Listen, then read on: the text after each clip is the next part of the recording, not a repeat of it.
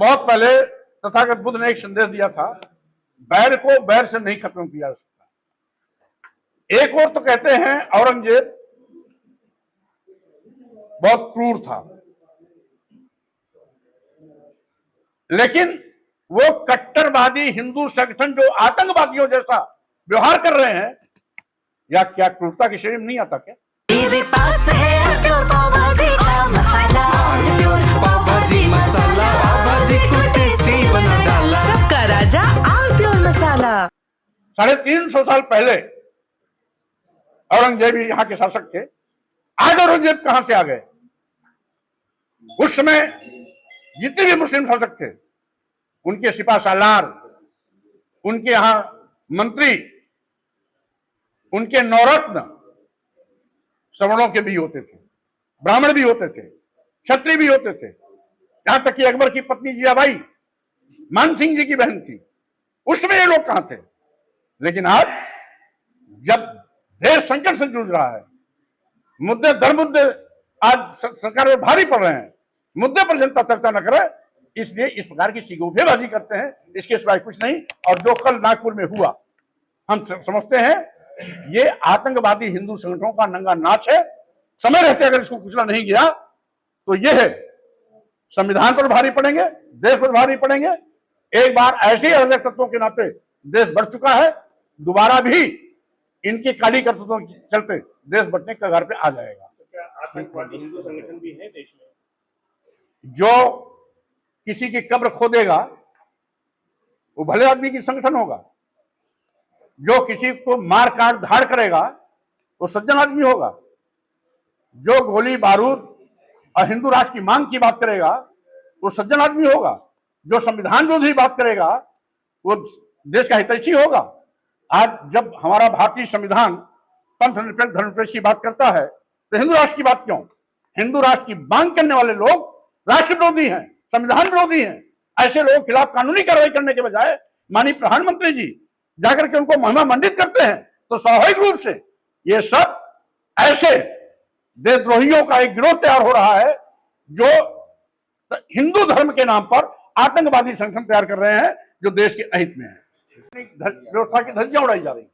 भारतीय संविधान ने SC ST OBC को जो आरक्षण दिया है उसको साजिश के तहत खत्म किया जा रहा है। इन मूलभूत विषयों पर चर्चा न हो, इसलिए कभी हिंदू मुस्लिम, मस्जिद मंदिर और कभी औरंगजेब के नाम को ला करके लोगों का ध्यान बटाने की कोशिश करती है।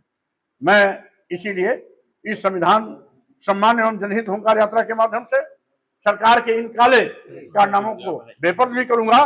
साथ ही साथ हमारी मांग भी है कि यह कुंभकर्णी नींद सोने वाली भाजपा सरकार नींद से उठे और जो जनहित के मुद्दे हैं उस पर गंभीरता से विचार करें। स्वामी जी, एक पुरानी हुआ भतीजे का विवाद, इस पर क्या कहेंगे? अब चूंकि मानिया बहन जी कभी हमारी नेता रही हैं, उनके विषय में मैं कुछ नहीं कहना चाहता हूं।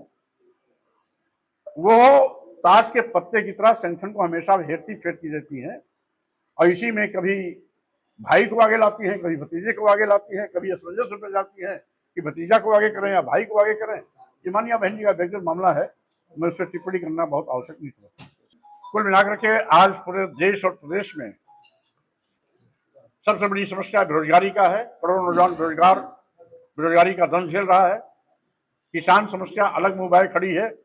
3 साल से दिल्ली की सीमा पर किसान धरनारत हैं, लेकिन भाजपा सरकार आज तक न्यूनतम समर्थन मूल्य की घोषणा नहीं कर पाई है, जबकि इसने वादा किया था किसानों को लाभकारी मूल्य दिलाने का। वहीं दूसरी ओर आज महंगाई आसमान पर है, जिससे आम लोगों का जीवन दूभर हो गया है। जब से भाजपा सरकार बनी है, बड़े पैमाने पर ये लोगों को गरीब, मजबूर और मजलूम बना करके 5 किलो 10 किलो चावल पर वो इनकी जिंदगी को ठहरा दिया है। प्रधानमंत्री खुद कहते हैं हम 80 करोड़ लोगों को राशन देते हैं, 5 किलो 10 किलो चावल देते हैं। जिस देश में 80 करोड़ लोग की जिंदगी 5 किलो 10 किलो चावल के इर्द गिर्द घूमेगी, स्वाभाविक रूप से वो देश केवल गरीब ही नहीं है बल्कि गरीबों का देश हो गया है। विश्व गुरु बनने का सपना दिखाने वाले माननीय प्रधानमंत्री जी गरीबी दूर करने से कतराते हैं। आज गरीबों की संख्या बेतहाशा बढ़ रही है। यही नहीं, आज महंगी शिक्षा के माध्यम से गांव, गरीब, मजदूर, किसान के बच्चों को उच्च शिक्षा से वंचित किया जा रहा है।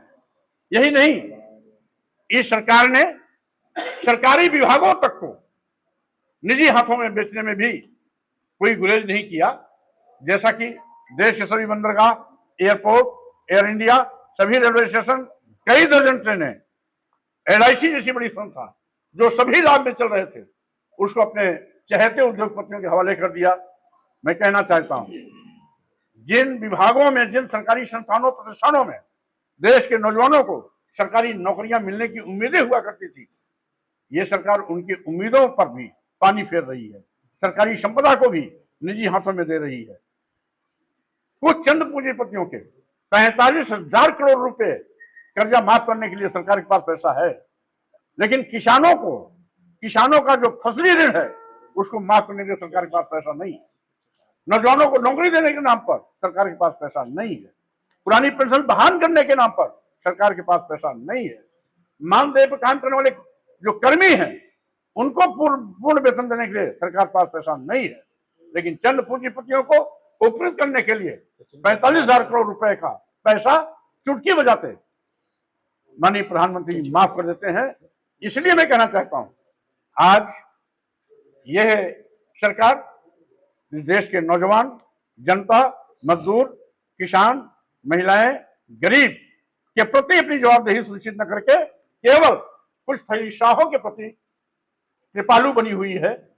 उनको कृतार्थ करने के लिए सब कुछ लुटाने के लिए तैयार है, जिसकी मैं घोर निंदा करता हूं। कुछ तो सस्ता लो, सब बढ़िया लो, इसमें क्या खास बात है? थोड़े में ज्यादा स्वाद, यही तो है इसकी खास बात। सबका राजा